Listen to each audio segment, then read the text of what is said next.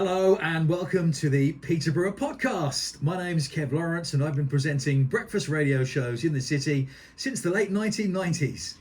And I'm John Baker and I've been a local journalist in Peterborough for not quite as long. Now you know the drill by now. This is episode 25. Episode 25! Quarter of a century. And for each episode, for as long as it takes, we will talk about things going on in and around Peterborough. So politics to posh, if it's in the news, we may well talk about it. We'll always be honest and relevant. We'll always try and be positive. We don't hold people to account here. We just talk about happy stuff in the city. I say that, usually though, there's some kind of rant from John in each episode. Oh, I can do that if you want. What do you want me to rant about? I can stand on my little soapbox to make myself 5'6". Why don't you stand on your little soapbox and rant about the Crutch court story later in this episode? I certainly will do that, yeah. I know that's a story that's caught your eye. It's a beauty. We're talking football in this episode. We've got a very special Peterborough United guest to introduce you to in a moment. But what else are we doing? We're going to talk about everything from donkeys to Jibo art, posh to Peterborough sports, crutches, cabinets, all in there today, Kev. Not cabinets as in cabinets in the bathroom. As in cabinet members of Peterborough City Council. Okay, and we're going to touch as well on the Peterborough Cathedral volunteer that did so well on Mastermind. Yeah. Let's get straight to it though. The Posh are flying at the moment. So we were like, we need to get a Posh guest on. And I've often spoken to Nilesh on the radio stations I work on, and I always bill him up as the Posh superfan. And actually, he turned from superfan to presenter. He co-commentates for the Posh Plus streaming service. He's a regular, of course, host on the PCR sports show on Friday nights. Nilesh, welcome. Thank you for having me. What a build-up. What a build-up. Yeah, don't let us down now. I'll try not to. Is that kind of like a dream job then, commentating on Posh? It was probably something I always looked at as a kid, playing football in the school playground, for example, and I'd always, call the passes out and call your mates out, and you always looked at something like that, as a kid growing up watching TV, but I suppose you never really imagined it would happen. But just over the years, being involved with Peterborough United, having the opportunity to present the sports show, for example, and then, Posh came calling. Before we get to that point when Posh came calling, let's go back to the beginning.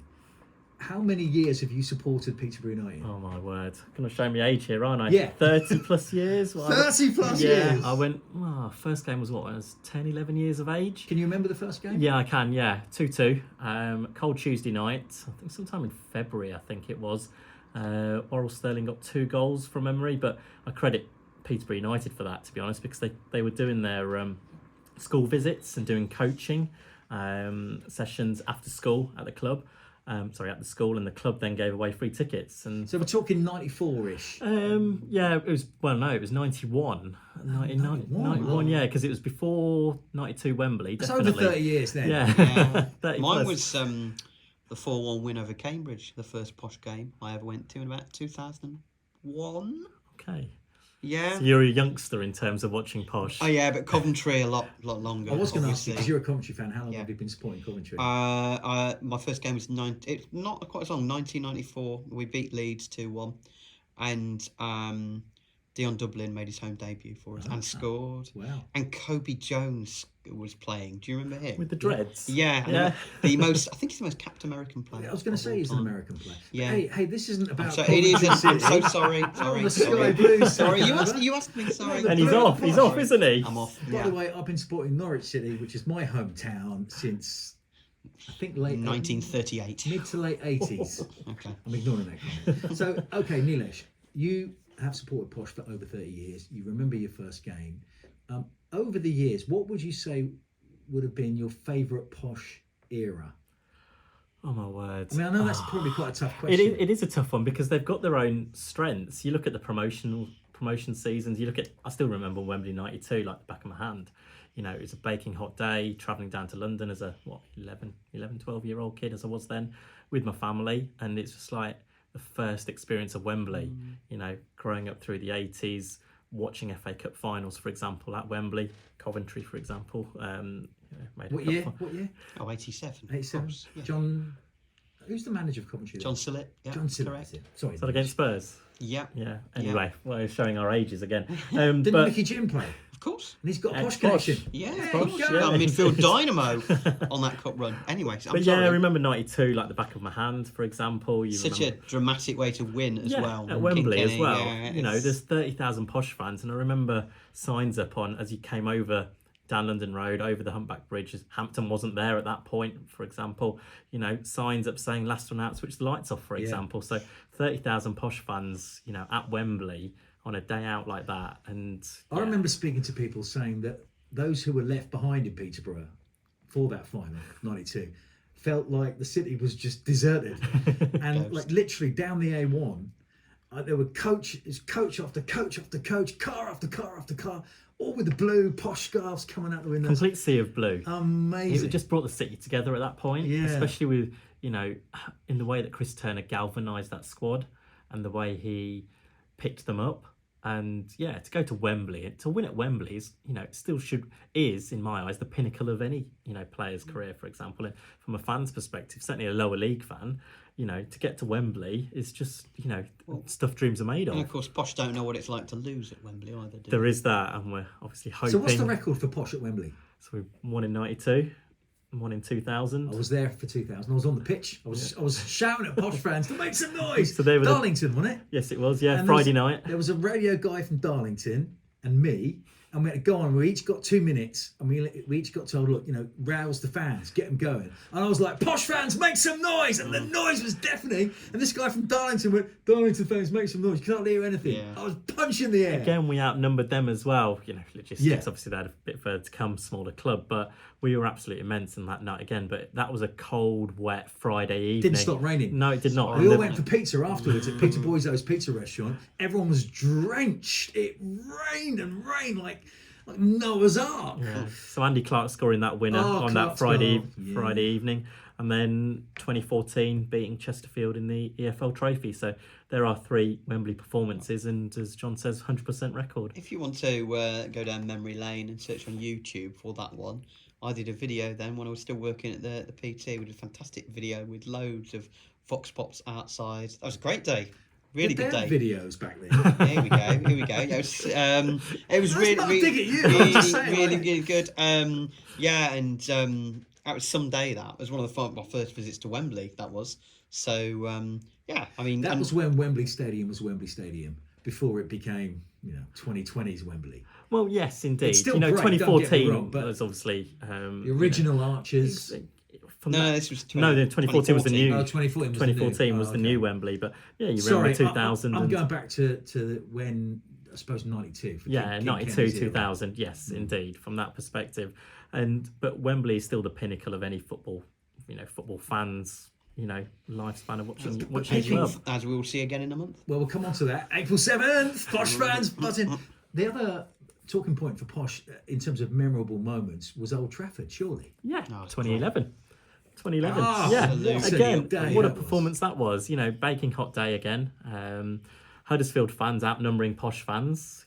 Logistically again, they didn't have. Huddersfield were favourites, weren't they? Yeah, Arrogant. They've had such a long run, unbeaten. Yeah. Going Unbeaten. into it. Yeah. And they still said, didn't they? How many games was it that they said, oh, we're unbeaten because that doesn't count as a regular league game? Yeah. 40 odd. But they didn't have far to come across the Pennines, crossing into Lancashire, for example. So they outnumbered us. They had their T-shirts, but, we let our football do the talking. And that era, that squad. Let's go through some of them players, because one that really springs out in my mind is George Boyd. First playing- one I wrote down. Flamboyant. Literally the first one I wrote Brilliant. down. I mean, Maverick. What a player George Boyd was. Unbelievable. And then Craig McCann-Smith, Yeah. who's just turned 40. Yeah. Saw that on Grant Facebook. McCann. Grant McCann, didn't he score a worldie free kick? Yeah. Yeah, he did, So yeah. I play quite a bit of golf with Grant, and I'm quite good friends with him now. He's a lovely, lovely bloke. And a couple of times when we've talked football, he's thrown in some of his free kicks, and he occasionally chucks in the Old Trafford free kick. It was the beautiful. goals Grant McCann He had a scored. wonder of a left foot. Him and George Boyd, goodness me. absolutely wands of But left who were foot. some of the other players, some of the unsung heroes? Well, you got Gabriel Zakawani in there, for example. Rock. Yeah, an absolute rock at the back there. He'd run through brick walls for you. Was Ryan Bennett alongside him? Oh, blimey, Who was testing there? on Tommy there. Rowe? Was Tommy Rowe was there as Tommy well. Rowe. He scored the first Charlie goal. Lee was there. Yeah. Charlie Lee, Charlie Lee. little Charlie, little tiger. He Charlie scored Lee. the promotion-winning goal at Colchester. you know, Who was in goal? Who was in goal for the team? Oh, you're going to test my memory there now because it wasn't Joe. Joe got injured. Joe in was the on crutches on the he sidelines. got injured in the semi-final, didn't he, against Milton Keynes? Jones. No, was it Paul Jones? Oh, you're testing my memory here now. JB hitting the internet. Come on, Google it up. Who played in goal for Posh in that game? I'm going to get crucified for not knowing, aren't I, on this video? That's for sure. But no, it was a great day out again, and testament to Darren Ferguson and his backroom squad at that point as well for rousing the squad from when he came in and getting us promoted again. It's just that little bit of a niggle, isn't it? When we've got to the Championship, we've not been able to establish ourselves there. But let's focus on the positives. We've had some great times in playoff finals, and long may that continue going forward this season. Yeah. Have you found out? No, not yet. I'm still looking. So why is that? Do you think? Why is it that Posh are, you know, they invariably, maybe they've stayed up once or twice, but invariably they go down again. Well, and what do you think of the managers? Because it tends to be that obviously Ferguson takes them up, and then he's gone. You know, a year or so after, or several months after sometimes. What do you say to that? Well, I suppose you've got to look at the attendances, you know, that we get at the club, for example, as well. And the club, you know, in recent years are doing a great job of trying to grow that fan base, the school's initiative, the foundation working their socks off as well to raise the profile of the club within the community. Because, you know, as I get older, you get older, as clubs, you know, fans get older, we need that, you know, new generation of fans coming through. And if we can get into schools early, we know the way Peterborough was developed, you know, overspill from London, for example, so there was always going to be that Spurs, Arsenal element coming through. But as their children, you know, now grow up in the city, if we can get them hooked on Posh, it's certainly a lot more accessible than going down to the Arsenal and Spurs. Can I comment on this? I mean, I take everything you've said on board. I just think if Posh can get promoted to the Championship and stay there somehow for a year or two, then they could fly. We're a big enough city, aren't we, to have a Championship club? Oh, we're a growing city, and the opportunity is there. I'm going to mention the worst day probably of watching Posh, and that was at Crystal Palace, being relegated in 2013. And let's hone in on that. Remind me of what happened, because they were looking like they were going to stay up. What happened? Well, yeah, we had an appalling start to the season. 7 or 8 minutes to go. They still were staying up, weren't they? And then you know, God damn him, Kevin Phillips comes off the bench and scores 2 goals. And we were relegated on the last day of the season, and that's where Barnsley and got to test my memory now. Barnsley and Huddersfield, just played out a draw. But the Kevin Phillips late goal, that single goal sealed relegation when it looked like Posh had survived. A point would have done us. And it was only at the very end of that game against Palace, wasn't it? Yeah, it was. So I think there's always been moments, you know, you always look back at times and you just think if we'd have been able to stay up that season, we would have hopefully been able to establish ourselves at Championship level. But since then, we've been a little bit of a yo-yo.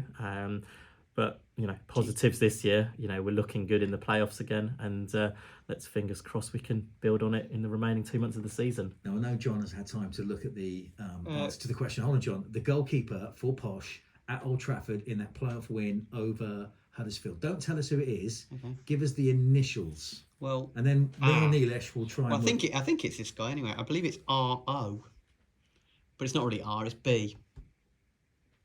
Was he in goal? I don't know. Probably Leshnik. Oh, you just googled it. What do you mean you don't know? Because I've just. I'm not convinced. Sorry, John. Sorry, I'm going to query that. No. I've just got. And I probably should know this for myself. Oh no, maybe not. Thinking about it. After all that. Oh, it doesn't matter. What name came up that you saw? No, I didn't. I just brought it. He just came up as Posh goalies. Bobby Leshnik. Robert Leshnik. Leshnik. Was it him? I don't think it was. Sorry, John. That's all right. No, you don't have to. Can I ask you something? No. Hold the podcast. It's going to bug me. Let's all quickly Google who's in goal for the Posh at Old Trafford against Huddersfield. Surely the internet can spew up the answer. Sorry, I really should have known this. Someone meant I was there. You're fine. I was there. I was there as well. Young keeper. I think. No, he was. Was it? Yeah. Was it? Oh my word. No, that's the wrong team. What team? We're talking 2011 here. You're talking 2014. Oh, right. We're looking at 2011 playoff final. Well, there we go then. I don't know. Right. Peterborough against Huddersfield, Old Trafford. I didn't know that. Playoff. Here we go. Starting lineups. That was the one I was looking at. You're thinking of the wrong game. Yeah, maybe. Paul Jones. Thought it Paul was. Jones. Yeah, Oh, I you was got it right. right then. I You was got it right. right. Yes. Phew. Okay. I won't get crucified. Well, let me. Okay. Well, let's see what your answer is to this then. Should they move to the embankment? Oh my word, that is Oh, so gear change. subjective. Oh, Wow. if you're both There's picking on a me, complete People playoff. have great moments. You're going from a playing perspective I've got to to defend myself. No, This I is just, a what? John, that- I it's think such it's a good question. It is a good It question. is a good and question, It's a tough one. and I want. Oh my word, you're putting me on the spot here, aren't you? But You don't have to give your own opinion. No, you don't. can maybe And- you So know the I- facts. I- Put I- the I know that both sides for of me, the argument. for me, I see the positives in the city in terms of the potential that it offers you. I've travelled to many a football ground around the country watching Peterborough United, and that could be at relatively new grounds, relatively older grounds, some that are city centre based, some that are based out of town, and they've got their pros and cons. For me, our city would benefit from not just a football stadium. I'm taking football out of the equation here, and if it was an opportunity to develop a concert arena, an exhibition arena. Sadly, we've seen the demise of the East of England Showground, so there's potential, I think, in a facility being developed that helps to grow, not just from a football perspective, but also from a economy perspective of businesses being able to have those large conferences, exhibitions, gatherings. You've got the hotel base within the city. Whether the embankment is the right place is up for debate, but a venue like that, incorporating the football stadium, is needed in the city. So somewhere close to the university, somewhere close to the river, somewhere close to the train station, i.e. 10-15 minute walk perhaps, a space that isn't perhaps used all that much for other things. If you are able to save enough of the green space and still find a location for it on embankment, which, let's face it, is a huge site and it's hardly used at all. I mean, I don't want to be controversial and I don't want to upset people, but I can't help thinking it's a bit of a no-brainer to have it there. I'm a Peterboroughan, born and bred. You know, the Great Eastern Run, for example, has started and finished on the embankment over the years. The Peterborough Beer Festival, for example, we've had many an outdoor concert on the embankment. The Willow Festival you mentioned there as well. Now, to have a stadium on there, if it happens, great from one perspective, but we've got to consider the other factors in the city as well. And that may be me sitting on the fence, but you've got to be able to incorporate those other activities, because not everybody likes football. Not everybody is necessarily interested in an arena like that. So it's got to be developed in a manner that allows you to offer opportunities for as many people of the city and the growing city that we are. Yeah, that's quite a... I'm just letting all that sink in. It's an interesting... It's a huge debate. and It's a very divisive debate. And Okay, if not embankment, then where? that's where you've got to look at parcels of land, haven't you? And access, more importantly. I think so. I mean, access is crucial. It- Access to roads, access to the train station. It is. Able for fans being able to get in and out. You know, if you were to get 15, 16, 17,000 to every home game. Well, it's not just football though, is it? We're talking concerts here potentially as well. So you've got to look at the other. You've also got I mean, I know obviously with my football stadium in Coventry, there's so many that are out of the way, tucked away, industrial estates. I mean, you know, Derby is another one, and they don't have the character that, you know, a city centre one does have. You know, the Rico or CBS is not Highfield Road. No. And it never will be. But new grounds aren't. No, they're not. New grounds will never be Once that. you've lost that, Yeah. the Posh, and all the memories have gone with it as well, and you'll never go back once it happens. No. Let me just chuck a thought out there, Nilesh. What if they had the money, let's say money was no object, and London Road could be redeveloped?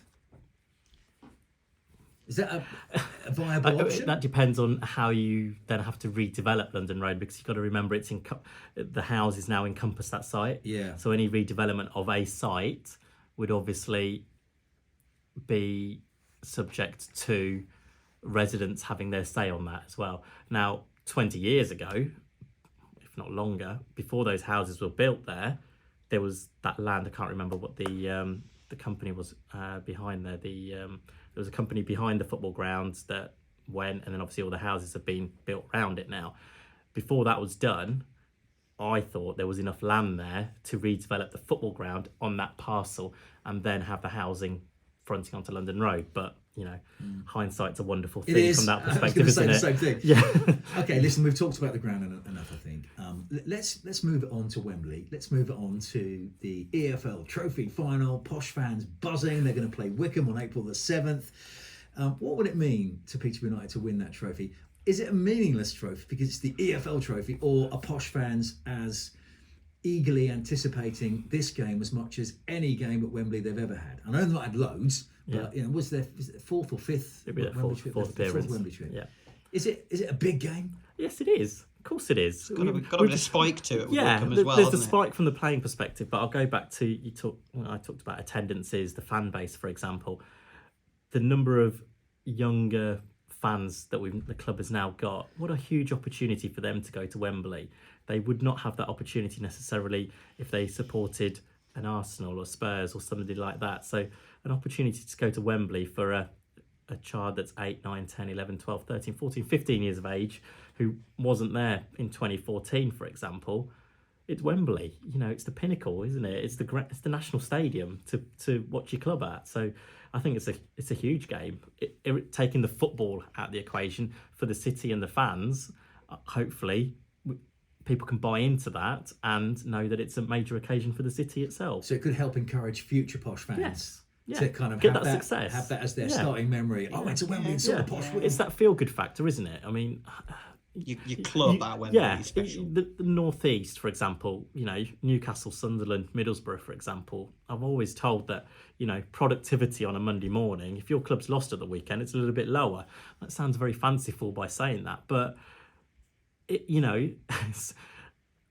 know football's not as big as other things in life, and we know that, but it can have that knock-on effect, can't it? You go into work on a Monday morning or on a Sunday and your club's lost, you're a bit down in the dumps, aren't you? Wasn't it the famous Liverpool manager, Bill Shankly, or it might have been Bob Paisley, I forget who, once said about football that it's not a matter of life or death, it's more important. It is, it's a way of life, isn't it? In Liverpool, Everton, for example, we talk about the North East. The Northwest and Northeast, I would class as the more footballing hotbeds of this country, and both of those areas have grown up around their football clubs. Effectively, it's so ingrained in their cities. Even lower league, you go to League One and League Two football clubs. The football clubs are part of the community. You take a football club out of that community, you've lost that heart. We mentioned Bury, for example. The number of times Southend and ones that have been relegated and down the Torquay, for example, in Darlington, recent times. another one you mentioned earlier. Yeah. I mean, they had what was it, 25,000 seat stadium for a while. So they are heart of the community, and I do think it's more than football. It's the employment side, it's the economy that it brings in. Travelling fans, all of that. It's a bigger picture than just a game of football. Didn't we miss it during COVID? I mean, I did. When we for a brief period where we didn't have any football on, or any sport or any leisure, didn't we? Psychologically, I've grown up with football, and it's such a massive part of my life. It's a massive part of my weekend. It's a part of my evenings and stuff. And it's always, as much as I love watching England at Wembley, your own club side is something completely different. 100% it is. And I'm sure you watch a lot more football than me. We've talked about it, you're going to England games, etc. But from my perspective, I'll watch Posh on a Saturday, Tuesday, or whenever they're playing. And I certainly won't go out of my way then to watch a Premier League game. No. Because it's football and Posh means a lot to me, but I'm not, I'd say, a bigger football fan, if that makes sense. I look out for the result, for example.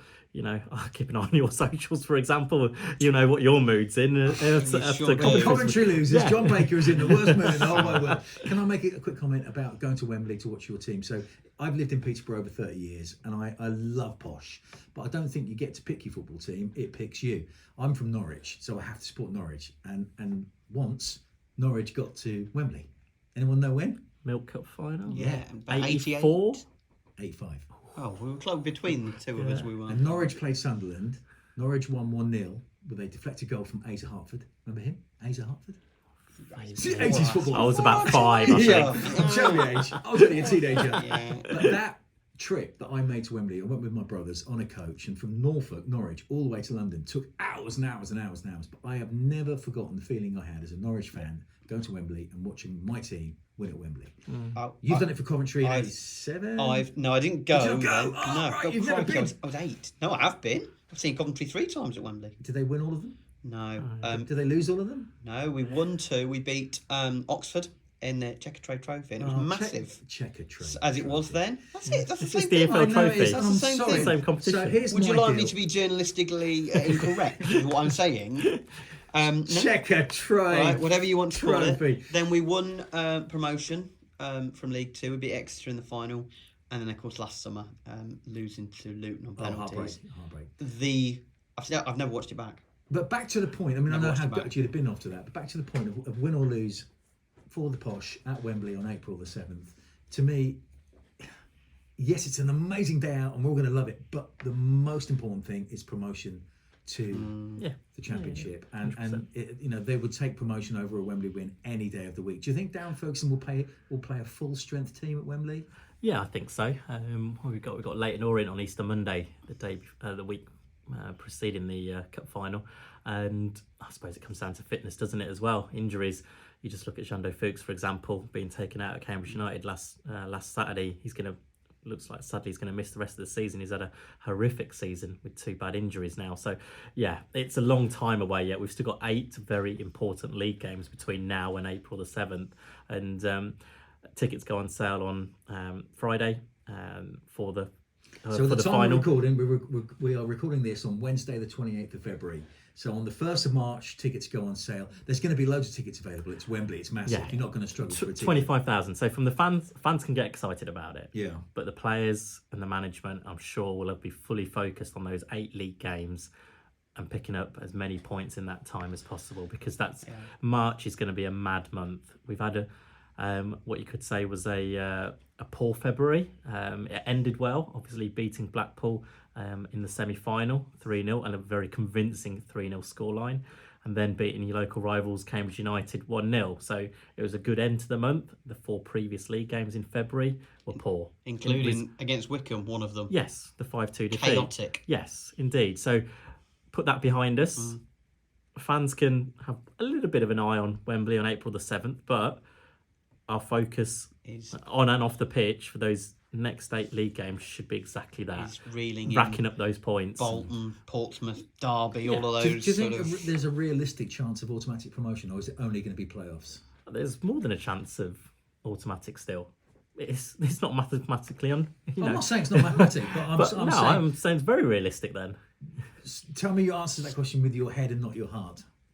It is. Look at the points difference. And we've still got to play Portsmouth at home, March the 16th. We've still got Bolton on the last day of the season. Lovely. Last day of the season. Yeah. There are 2 biggies at home, Yeah. you could say.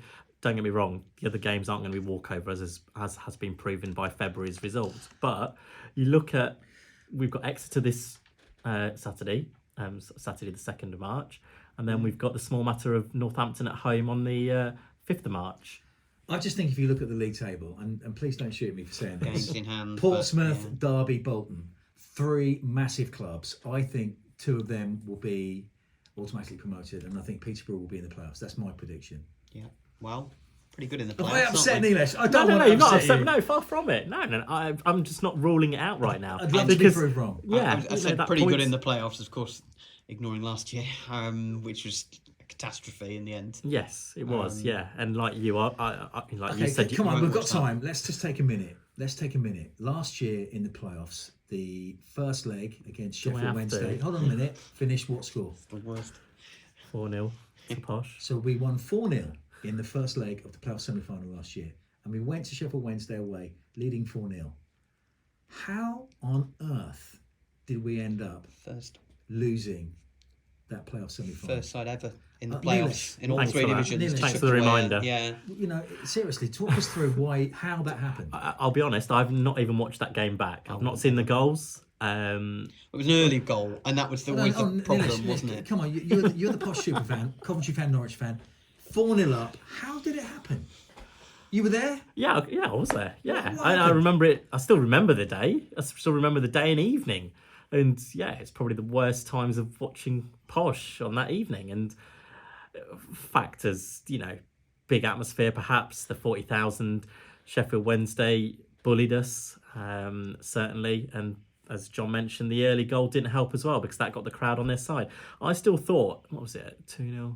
3-0. Even at 3-0, until the 90th minute, even at 3-0, I thought this is comfortable. Not comfortable as such. Sorry, we're going to do it. We're going to do this, but I can still see Jonson Clark-Harris, and I'm not blaming him. Far from it.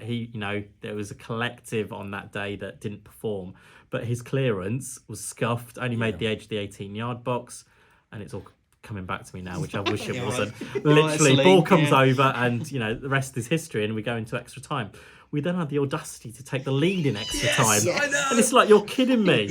What are you doing with my emotions here? And the other, couple of thousand of the Posh fans that were there as well at the top of their Leppings Lane end. And it's just like, and you still thought, we can still do this. And it's like, it would be the poshest of things to do, to go and win it in that manner. But it wasn't to be. We lost on penalties. We've had that, reset, regroup. And to be in the playoffs at the moment, absolutely fantastic. Okay, so on that, and I know, John, even though you're a Coventry fan, you follow Posh like I follow Posh. We really want them to do well. I think there was a bit of a moment that Darren McAntony and Darren Ferguson would have had, that we didn't do it with this squad. We need to change our outlook. And it kind of struck me that they very much did change their outlook. Most of the senior players went, or a lot of them, and they went with youth. And at the point at the start of this football season, I would have said most people didn't write Posh off as such, but would have thought, with all of these younger players that they're bringing through, there's no way that they're going to... And the damage maybe from last year as well. And that too, yeah. And yet, these young players, all of a sudden, there's 4 or 5 seriously fantastic young players that are coming through. They've sold one of them to Coventry back on loan. But I think you've got to give both Darren McAntony and Darren Ferguson huge credit for going this way and getting really good results by going that way. It is, and the rest of the backroom staff as well. You've got to credit in terms of the way that they've been able to clear that mindset. A lot of sport is, played up here in the mind, and you can have all the ability in the world, but if you haven't got that application and desire to go out and perform, and not just perform individually, football is a team sport. And you've got to be a collective. And all right, February wasn't great, but 99% of the season so far has been really good for the club in the league. And we had a poor performance at Mansfield, which was frustrating in the League Cup, but we've done brilliantly in the EFL Trophy. And we're on the cusp of something special again, and that's why I still do believe there's the opportunity there to make the top 2. Yeah. Everyone, Mason Clark has signed for Coventry. He's back to the Posh for the rest of the season. Aside from him, he's clearly brilliant. And they've cashed in on him. And, that's just the way Posh are. They've got to sell players each year, haven't they? I was very happy. But aside from him, who are the other Posh players that you think this season have been unbelievable? You've got to look at the likes of Pick 2 or 3. Kwame Poku, for example. He's really come on this season. You look at that midfield duo as well. Hector Cipriano and Archie Collins. Formidable in that midfield area, absolutely brilliant. Everyone is raving about Collins. His performance at Cambridge United, it was absolutely immense. And we're not just talking a bit of an unsung hero, Archie Collins. He hasn't got that, that flair at times that you see from an Ephron Mason-Clark or a Kwame Poku. Running down the wings, the Joel Randalls, the Fab Four as they've been labelled going forward. But that midfield duo have really allowed that front 4 to perform this season. A lot of clubs have that. Sorry? A lot of clubs have that. Yeah, you need that. You need that spine. Stability. And then you look at the centre-half pairing of Ronnie Edwards, who's been talked about for a number of years, and England under-20 international Josh Knight as well. Didn't play the first few games in the season, had to work his way into the team, and has been, you can't, we'd be lost without them too as well. So you look at the spine of the side, and certainly those 4, the 2 centre-halves, the 2 midfielders, and then they allowed the flair players around them to play. And some of the performances this season have been outstanding, and obviously Cambridge United at home stands out, the 5-0. But I will go back to Barnsley away in the early season. We were 1-0 down against the side that also were competing for the playoffs last season. We then went 1-0 down at Barnsley, and we came back to win 3-1. And I think that's when people sort of stood up. And actually, it was televised, that one, wasn't it? No, not that one. Was that not the one? No. I must have seen the replays then. What did I see? I saw Earlier this season. Yeah. Derby was on TV. That was Oh, that was the New Year. That was New Year's Day. Christmassy New Year one. Ricky That was New J. Year's Jones Day. goal at Yes, the it end, was. wasn't Yeah, that 90, was New Year's Day one. 93rd minute. But yeah, Barnsley back in August, September time on a summer's evening on a Tuesday, and I think that's where people just thought, actually, there's something in the makings here, and we went on that long unbeaten run, which was great.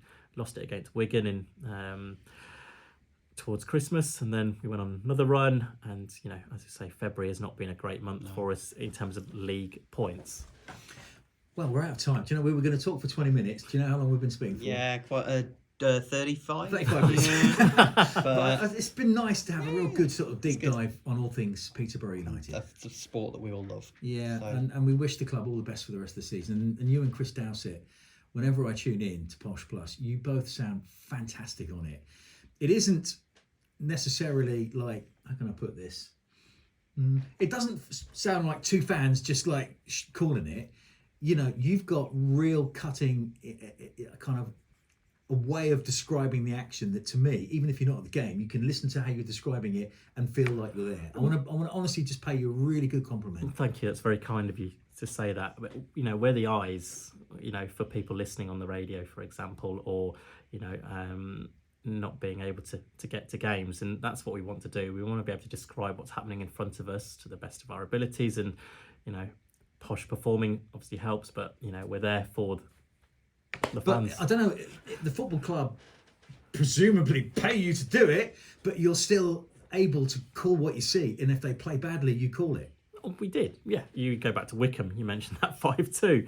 That was a woeful performance, and I used that word, And on no air one's as well. going to say to you, oh, you can't say this, you can't say that. No, because at the end of the day, we're calling it as we see it. We wouldn't be true to ourselves if we did that. We're fans as well, but we want to be able to make sure we get the picture across of what's happening in the game to fellow Posh fans. Yeah, okay, we'll up the Posh for the rest of the season. Fingers crossed for a Wembley victory on April the 7th, but more importantly, fingers crossed for promotion to the Championship. Our special guest on this podcast, Nilesh from Posh Plus, from the PCR Sports Show, and also from Sue Ryder. You didn't even go down the Sue Ryder line. Another show, maybe. Yeah, maybe you can get us a nice guest from Sue Ryder Football Hospice to come on and talk to us on a podcast. See what we can sort out for you. Thank you very much, Nilesh, for coming in.